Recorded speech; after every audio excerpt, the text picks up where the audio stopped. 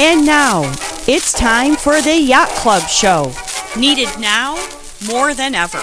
With Killer, Rev D, and Dr. Jim. Read your history, and you'll plainly see how we came to be the home of the brave and the free.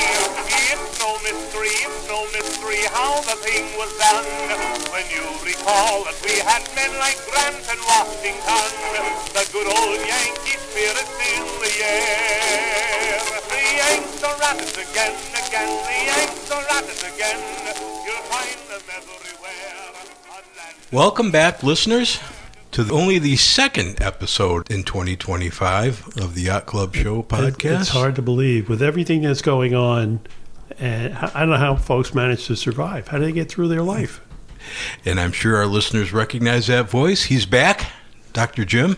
Yeah, you guys humbled me, by the way. I mean, how's I listened that? to your show, and when we recorded it. Oh yeah, like Dr. Jim wasn't here last time. When we recorded it, we thought, oh God. We kept stopping, saying, "God, wish Jim was here." We thought we were so flat. It didn't have the same vibe. It didn't have the same kick. Okay. Yeah. And the three of us it's an award-winning show. It is. Yeah. Well, not yet, but it will be. It will be. It's got potential. It's got potential to be. It has that potential. Without Dr. Jim, it's kind of like a tricycle missing a third wheel with two wheels. Yeah. So welcome back, Jim. Well, everyone looks rested. We all did our Florida trips this winter. Sat on the beach. Well, I didn't sit on the beach, but I sat in the sun, so that counts. It's as close as. Yeah. I sat on the beach in the sun, but I didn't get anywhere near the water. I had my two Tommy Bahamas umbrellas and was completely covered by shade, just enjoying the sound of the waves and the little bit of the Gulf breeze. So you can do that too? You can sit on the beach for all day? It helps if I have music. Yeah, I'll just kind of close my eyes. But how long can you sit there? I could sit there for a couple hours. A couple hours. What about you? Jim was enjoying quaffing a quart of ale there while we were asked that question. Sorry. I was being thoughtful. I could sit on the beach for a couple of hours. Sure. Although I get a little antsy after a while. Sitting on the beach is not my favorite. I don't mind walking on the beach or doing something. I do too. I enjoy that. Walking. I cannot sit for 20 minutes. I'm done. Let's find something to do. Why am I not surprised? Yeah, no, I just can't do it. Can't do it. I'm surprised you get down to Florida. I mean, with your aversion to any kind of travel. Yeah. Well, I probably if the kids didn't go, Kay and I would go. Yeah. For a couple days. Yeah. But I don't know about my sister and brother-in-law just bought a place. Oh, really? Down there in Florida, Florida, in Fort Myers. Okay. Nice area. And so I talked to her, and she said, "Well, you'll come down, won't you?" I said, "Yeah, yeah. Well, yeah. I'll be there. Yeah, I want to see it, but." I read a report that said that. As bad as last year's hurricane season was, there's expecting equal or more intensity this year. So this winter, it's going to be interesting. I guess starts in spring, July. Yeah, it's June or July. Is it June? I thought it was September 1st. No, I don't know. I thought it was earlier. I think it's earlier than the Okay. summertime because when we went down, so we go to Anna Maria Island, and there was still very noticeable damage still on. Well, so one of our friend who lives in Bradenton, she said you can see a lot of people just walked away.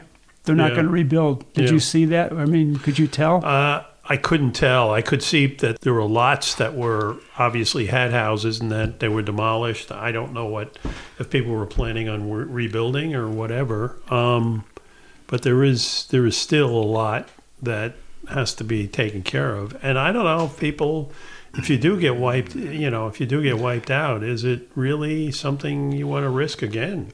Well, you're not going to have insurance probably the second time around. Well, that's the issue. The cost of insurance is going to be prohibitive, and if you don't have insurance, you're just, you better have a lot of money. Yeah. Well, we were in Naples, staying with my wife's sister, and as we were walking the lobby, I asked her, I heard that the first floor had a lot of water. And I said, how high did it get? And she basically pointed over her head, or almost over her head. I mean, that lobby was a fishbowl. Yeah. But in Naples, I don't know. I guess that's where all the money is, right? You'd never known. Yeah. I mean, it was re-landscaped, and all these buildings were completely redone, and you'd have never known there. I saw no signs that I remember of the hurricane damage. First of all, I'm not really a person who would enjoy living in Florida anyway as my primary residence. I don't mind going there for a couple of weeks or maybe a month or so. Well, how about this with the tax advantages? Yes, could those you are definitely- see your way to live there for 6 months for the tax advantages? Oh, make that Own your primary property? residence? Yeah, make it your property and Well, if you're going to own property, you could live in, like, say, inland. Right, right. And own you could, like in the villages. You could live in the villages. So I'm just saying it might be an option tax-wise. Oh, yeah. And if you've got 2 homes, you want to live there for 3 or 4 or 5 or 6 months and live somewhere else in the hot weather, that's attractive. A lot of people do that. We're heartland dwellers. We don't mind the harsh winters. Dave's out there going for walks, I'm sure. Yeah, snow. other than February, this was not a terrible winter. No. February was a little brutal, but How much snow did we get? I used a snowblower once. I did. Wow. Same with me. Yeah. Yeah, One I time. used my neighbor in his snowblower once. And it was He's a great almost guy. it was borderline whether or not I'd even use Right. it. So if I get 2 inches out there, I'm not going to pull out the snow blower. What do? You just have Arlene go out and shovel she it? goes out and shovel it. Okay. She likes to shovel snow. Such is the life of a Midwesterner. So we get down to Florida a couple weeks, and we're good. We're good. Can't wait to get back. a little just a little sun on the skin. Yeah. Okay, we're good to We're go. good to go. We come back and wait for spring. Wait for spring to show up around June 15th Yeah. or so. Speaking of coming back after Florida, and we finally got the old softball team together again. We try to meet on a regular basis, but Yep. it's been a little while. Yeah.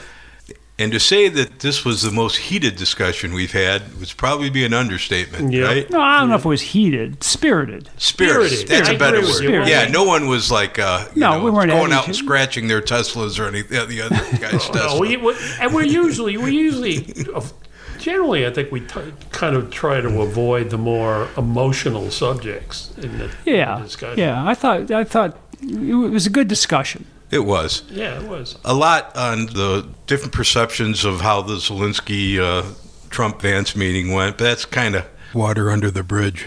Jim believes that Trump is purely doing Putin's bidding. Now, I don't want to say he's doing his bidding. I think he's kind of decided to. This is the 5-dimension chess interpretation of what he's doing in my mind. He's kind of painting Putin into a corner. He says, okay, you got all these reasons why you're not going to go for a ceasefire. I'm going to give you everything you want up front. Now will you go for a ceasefire? And Putin is saying, well, no thanks. I want you and all your troops and all your people to pack your bags and go back home. And just leave us alone. Leave me alone with Ukraine. I think it's going to be decision time for Trump. His next move is his. Yeah. It's pretty apparent to me, too, that Zelensky doesn't want a ceasefire either. Well, he doesn't, and rightfully, he doesn't trust Russia. Why would you ever? It's not crazy from his perspective to not trust Russia with not to break the ceasefire or not to sign a treaty, saying we guarantee this, that, and the other thing, and then turn around 6 months from now and invade them. That's why I thought the minerals deal, Well, as flimsy as it was, probably made the most sense. I don't even understand what the whole purpose of it was, because they're going to sell us the minerals anyway. Are they? Why wouldn't they? don't know. We're going to be the biggest customer for the minerals. Unless Russia takes them over. Right. Well, that's the whole thing. So that's one reason. That he should have signed it Well, or just got something done. yeah. Well, Yeah. let's say he signs it, and then Putin invades and takes over Ukraine. We don't get the minerals anyway. We don't get the minerals. No, but if he signs it, and the way I understand it, the U.S. would be making pretty significant investment in Ukraine. If there is a Ukraine. Right. If So there is a he's saying, Ukraine. I'll be glad to sign it. You just guarantee I'm going to be around. How can you guarantee that? How could any guarantee be worth more than the paper's printed on? How That's can what I you look at. guarantee it? Yeah. You can't. You can't say, I won't guarantee it. Give me the mineral rights and, well, what are you going to do for me? Well, nothing. I don't. Anyway, That's we just kinda- have to see how it plays out now. Yep. So anyway, to Mike's point, I think this obviously we didn't come to an agreeable conclusion at the end of the ninth inning. Usually we come up with solutions. This is one where No, we can't even agree on that. we can't even. This is agree. a tough one. Yeah, we can't even get the three of us to agree. But on we can solve the problem, but we can't solve the problem with these two chess players on the board. We can only do what the chess players are willing to do. Right.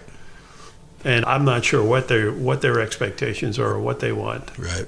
Well, it's kind of caught on the back burner now with everything else going on. Sure. You haven't Let's, really read too much about Ukraine in the last. Yeah. No, Let's take a last few pause days. here, and we'll get into that. The rabbits again, the Yanks are rabbits again.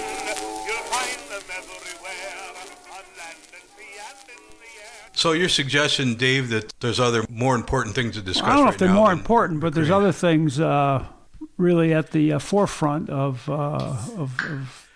our thinking right now. Let's say, We've been distracted. We've been a distracted a little bit. Yeah, in the last few Ukraine. days. Ukraine's kind of off the front pages, It is, as isn't far it? as I can tell, right now. We'll see what happens. Yep. See what happens. So, how's your 401k looking? I haven't looked at it. I looked at it yesterday. Did you? It was pretty brutal. I think it's a 3.5K. 3 point. Someone said it was a 2K, but that's Okay. good. Well, wasn't it? 3.5K. That's an exaggeration. I'll just say. 201K. Yeah. So, impressions, thoughts? You know what? I know everybody is, what's the word? Scared, concerned. And I understand that, but I really think it's far too early to really draw any conclusions, personally.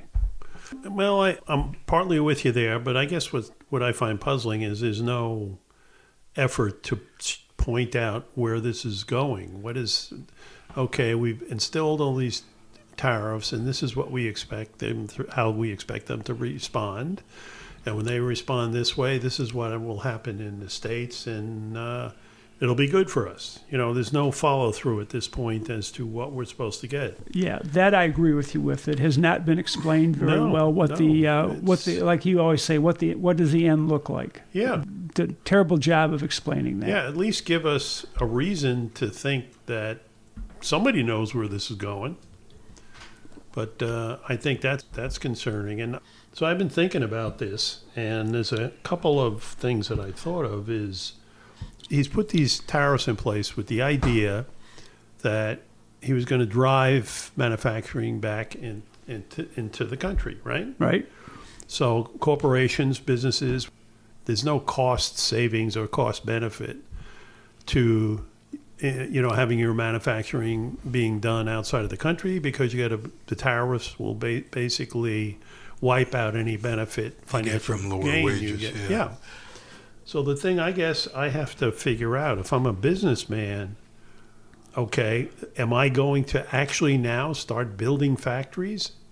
I don't know if you have to. I thought, and this could be highly exaggerated, that there's been 60,000 shuttered factories in the U.S. And another point that I thought was kind of interesting, looking at the automakers, the factories are there. They're just running at low capacity right now. So maybe you don't have to wait 4 or 5 years for a factory to be built. They might be there. They just probably, many cases, need to be retooled or whatever. Well, how quick can you retool them? Right, I don't know. I think there's some manufacturing that could be done relatively quickly. That's But what I'm thinking. why would you make the investment even Well, to do that's that? because it may change in another 4 years. It may change Yes. in 3 months. It may change in a month.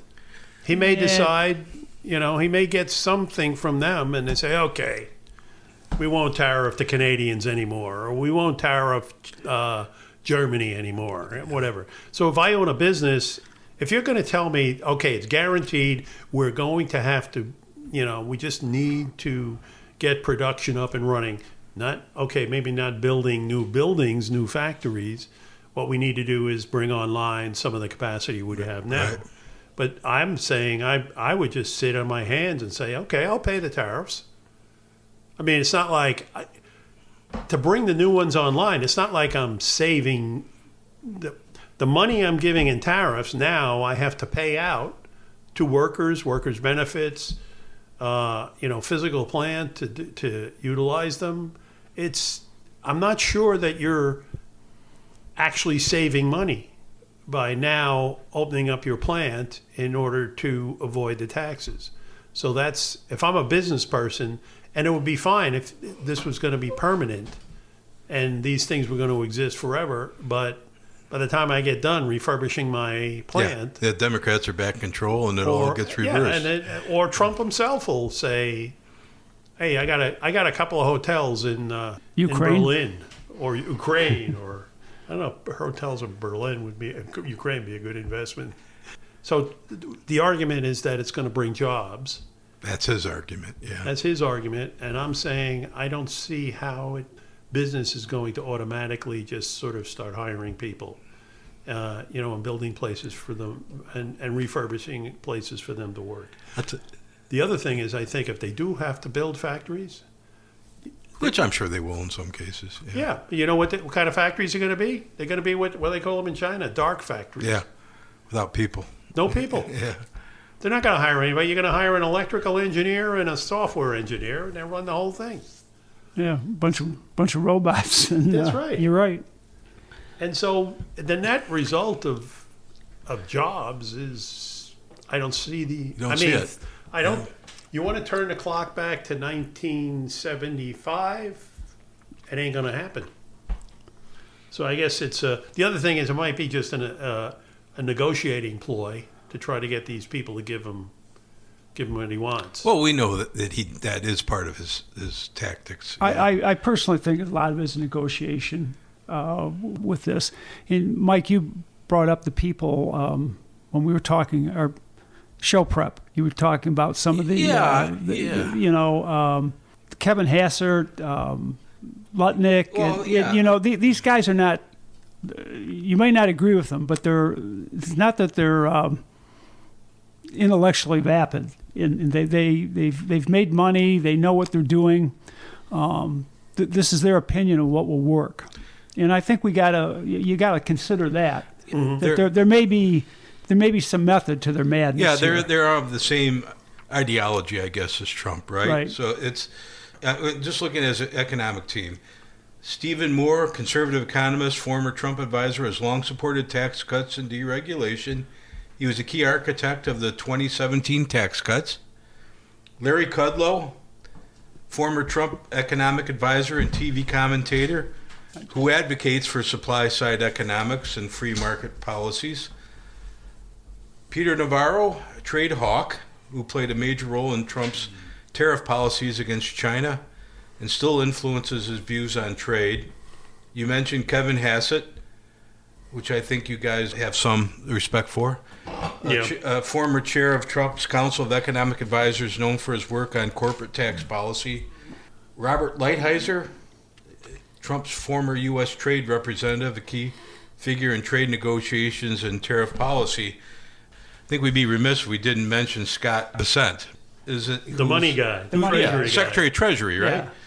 Yeah. An American investor and hedge fund manager, known for his expertise in macroeconomic trends and global markets. And surprisingly, I didn't know this, he was a chief investment officer for George Soros. Years ago, for Soros Fund Management, where he helped manage George Soros' investments. So, I mean, talk about a worldview. That's George Soros, so that's where he came from. So anyway, you're going to mention... I think that there's... it's just not Trump. I mean, he gets the credit or the blame, whatever you want to, however you want to phrase it.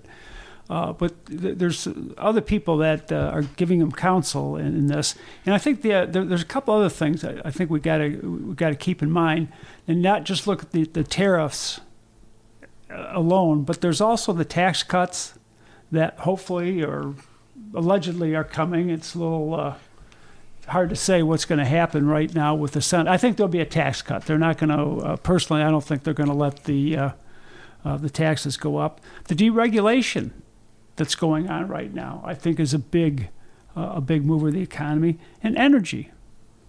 And energy, cheap energy is important. Yeah.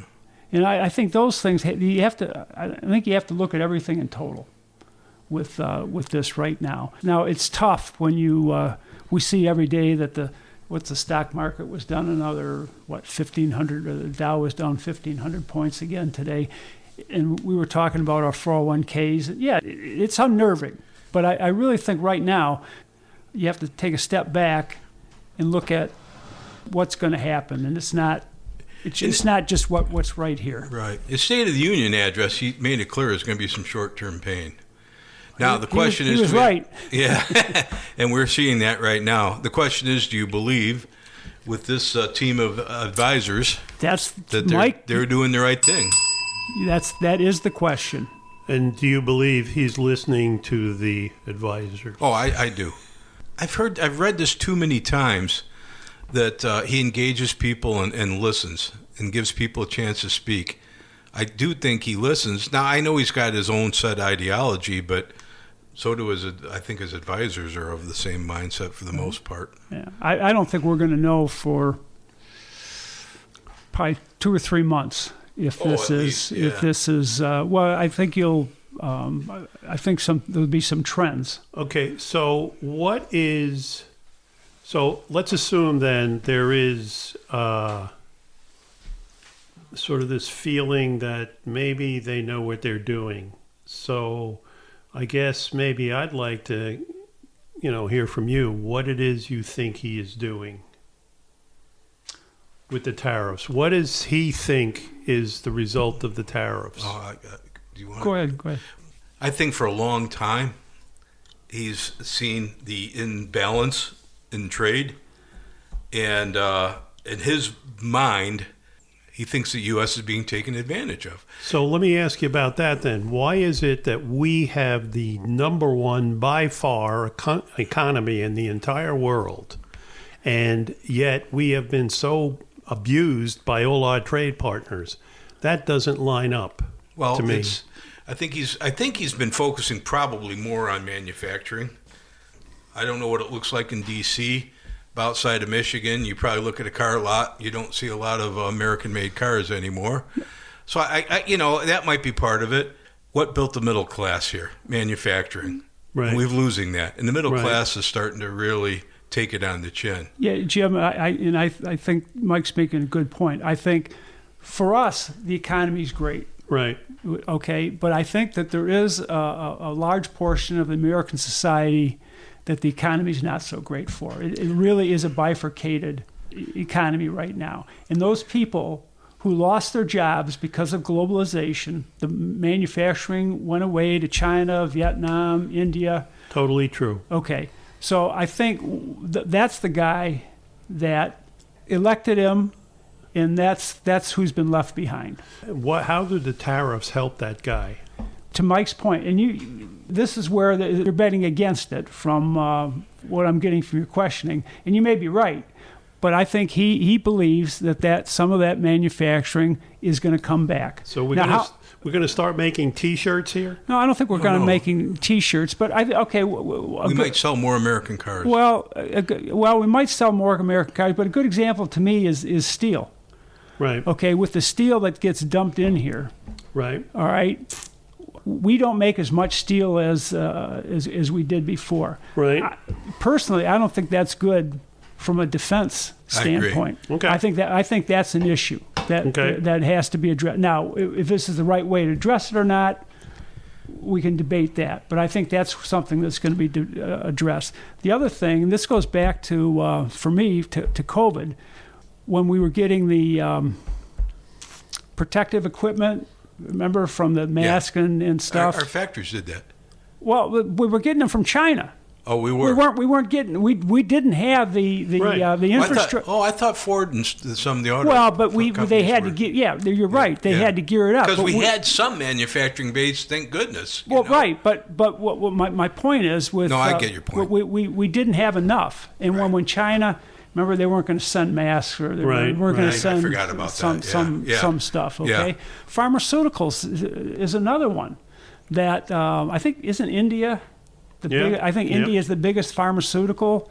We don't make them here, so I think those are some of the things that we have to look at that he's looking at right now. Right now, again, to your point, is this the right way to do it?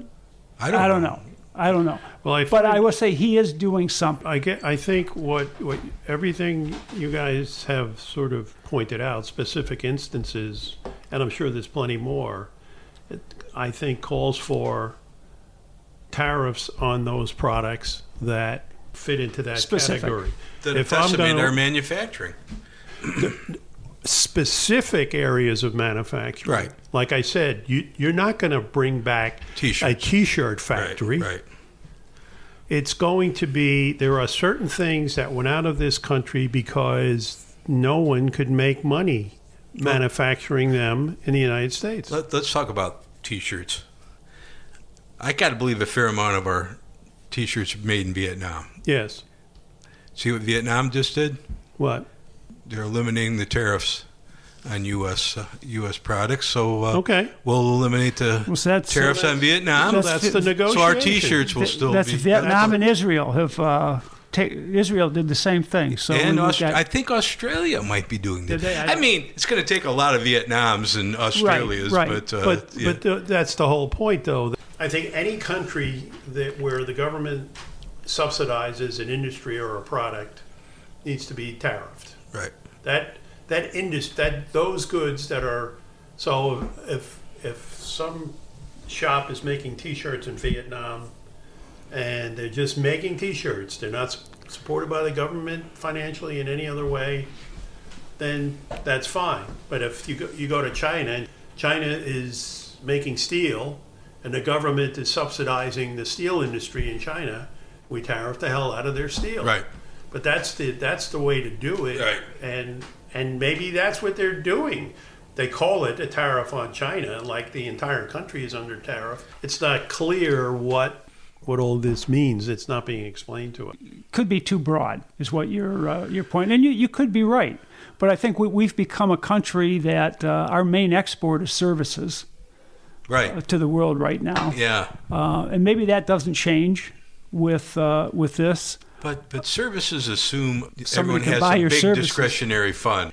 When things get tight, then the service industry takes out. To me, it's like putting all your eggs in the service basket. It's a little tricky. I don't know if this is what you want. This is going to be includable in this or not, but the average IQ in this country is 100. That's the definition. That's the definition of IQ. 100 is average. Okay. Perfectly, yeah. You take everybody takes an intelligence, whatever the exact average score is 100. Okay. So, but it also means half the people are below average. And you're talking about having a service industry that is really a technology or, an intellectual. If you got 100, it doesn't matter how much education you get. If you're, how much brain power you actually have, it means your capability. It's a capability to learn thing. Yeah. The degree of complexity that you can deal with, absorb, master, and apply. Right. Versus, so now you're talking about moving up. Now you're up to, the 110, 115 range, who are not even being educated properly. So you've even got fewer people who are going to be qualified for this service industry. That's why I want to bring back manufacturing. Yeah. I get. You even get, like I said, the manufacturing is not going to be, okay, here's a hammer and here's a nail and hammer it in. It's going to be read the manual. Yeah. And run this CAD/CAM program. It's not going to be what you were always thinking of with, getting your pick and shovel and go down into the mine. Oh, I know. So I don't think these are like hidden or not apparent issues in all of this. Maybe they're thinking about it, but they're not telling me about it. Yeah, it has been explained well. But I think that there are advantages that other countries do have. Let's say the emissions. Okay, in China, Vietnam, they don't care about they don't have the stringent controls that manufacturers have here. Mm-hmm. Okay, so that gives them an advantage. Sure. I think those are all the things that have to be looked at right now. And they have to be looked at in detail. Right. Because otherwise you're not serious. To me, you're not serious about this whole thing. If you're just going to say if anything comes across the Chinese border, it's all automatically going to have a 40% tariff on it. It's not thoughtful. Well, okay, maybe you can't be too thoughtful in something like this. Okay. Okay, just so that you, if you get too much into the weeds, nothing gets done.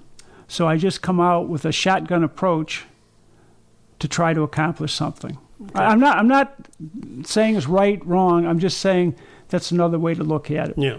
I don't know what their thinking is. Right. Well, that's what we're point. saying. Yes. So, Jim's been asking. Right. What's the end game? I'm telling you. And I'm telling you. and I understand what you're saying. That all I'm saying is somebody should be looking at going down into the weeds. You can just say, okay, we're gonna do this. We're gonna do this broad, tariff. But somebody needs to be. A bunch of them little MIT graduates need to be down in the weeds digging out what the appropriate level of application. Well, I think we do need to know that there is that MIT guy looking at it. That's what nobody knows right now. No. If they're if this is just kind of a shotgun approach that looks crazy, or a whim by Trump. Yeah, or is there a method to the madness? Yeah. Right now. A simple statement like, these are, and I don't have a problem with saying, look, we're applying a 40% tariff, and we're looking into the specifics of all the products we're importing and determining if adjustments need to be made to apply them more equally in ways that benefit us. Now, will it drive up the cost of automobiles? Probably. Well, okay, you could be right, but again, I don't think anybody really knows what actually is going to happen with this. Everything is worst case scenario. That I've read the same thing. Cars are going to go up $3,500. Used cars are going to explode price wise, and very well could happen. I'm not saying it won't, but I don't think it's an absolute. I agree. Given at this point. I agree. But that's what I think that's human nature. Sure. To jump to the worst. Well, we're going to go to the worst possible conclusion right now. Yeah. And again, to Jim's point, because of the lack of clarity, it's easy to jump right now. With regard to pricing, prices, it's really hard to imagine that prices won't go up. Number one, the cost of materials will increase the cost of the car. Number two, with less competition, auto dealers will feel no pressure to compete. Yeah, that's the other side of the coin. So, will quality suffer now? You don't if you eliminated competition. Yeah, if you don't. Could we go back to the quality of the 70s, right? Quality of the American automobile versus say a German, which is what opened the door for the Japanese. Yeah. So, I don't think I'm being naive when I say I'm just going to look back at what the world was like when the United States had essentially the only market in the world, and everybody else was, I can remember when Made in Japan was garbage. Oh, yeah, that's very true. I remember that as well. And suddenly there were things there that were not good for us. Right. But then Toyota showed up, and the quality was okay, and they were a hell of a lot cheaper. And that's kind of where it all started. Yeah, and then we actually started imitating their manufacturing techniques. Deming. They actually took a page out of our book, Deming. And Americans set them up, Yeah, Americans set them up for success. After World War II, right. I guess it's there's too much unanticipated. Yeah. Like things that should have been anticipated and been included in any presentation on this were just not done. It's just not a. We're in the dark, is what I think we're all feeling right now. It's really it concerns me. I am a little bit sympathetic to Dave's point. This is all new territory. We don't know. Everybody says this is will never work. Economics economics tells us this will never work, and we really don't know because it's never been done before. Let's say this: if everything stays as it is right now, yep. The 34% on China and 10% everywhere, and everything that we've heard so far, catastrophe. Right. In my opinion. Right. Okay. So it's all about negotiation. Well, I think you can't tell me there's not a lot of negotiation going on right now. Right. I'm sure there is. And I think that's what we have to wait and see how this all plays out. Couple of months, you said? It's going to take a while. It's going to take a while. The Yanks are at it again. The Yanks are at it again. You'll find them everywhere on land. All right, so we just had a quick discussion. I think we're going to let things bake for about 4 weeks, and we'll get the team together here, and we'll do a follow-up podcast on these issues. Yeah. The one thing creeps up on me when I think about it is, the guy has been in office now for less than 3 months. How much more damage can he do? I don't know how much. Well, we don't know if he's done any damage. Yeah, we don't know. That's he could have. The plane could have already crashed, and we don't know it. Or this could be the greatest thing that ever happened. What's that? Well, this could be the greatest thing that ever happened. Right. We don't know. We don't know.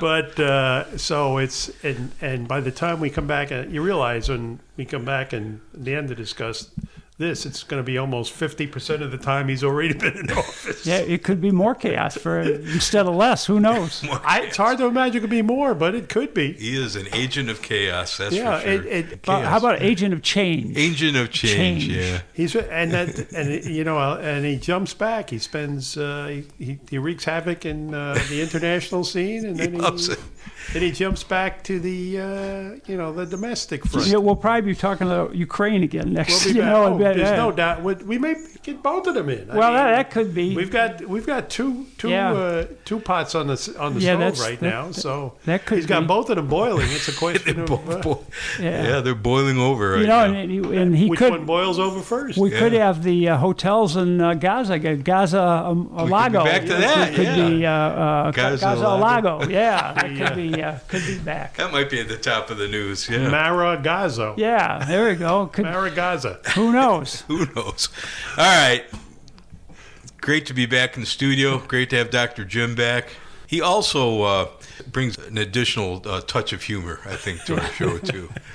So that's always appreciated. You gotta chuckle now and then with these things. Can't get too serious about it. Yeah. Oh no, that'll do you in if you get too serious about all this You'll never stuff. sleep. You'll never get a moment's sleep. Maybe we'll have more to talk about. Maybe we'll have some more solid stuff to talk about Doge next time too, because that's a little up in the air too. Can you really trust the numbers, right? That's another thing.